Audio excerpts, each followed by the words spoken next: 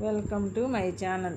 ఈరోజు మనము ఆర్థికంగా అభివృద్ధి చెందడానికి ఏమి చేయాలి అనే విషయం గురించి తెలుసుకుందాం. శనివారం రోజు సూర్యోదయానికి పూర్వమే నిద్రలేచి తలంటు స్నానం చేసి ఆవు పాలు తీసుకొని అందులో కొంచెం బెల్లం కలిపి రావి చెట్టు దగ్గరికి వెళ్ళి 11 ప్రదక్షిణలు చేసి చెట్టు మొదట్లో పాలు పోసి తడిచిన మట్టిని తీసుకొని నుదుట బొట్టుగా ధరించాలి. తరువాత 2 మట్టి ప్రమిదలు తీసుకొని అందులో 3 ఒత్తులు వేసి నువ్వుల నూనెతో దీపారాధన చేసి 2 అరటి పండ్లు నైవేద్యంగా సమర్పించాలి.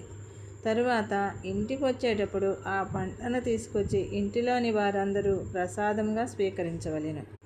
ఆ రోజు ఇంటిలో లక్ష్మీనారాయణులకు గంధంలో ముంచిన తులసీ దళాలను సమర్పించాలి. ఈ విధముగా 27 శనివారాలు చేయాలి.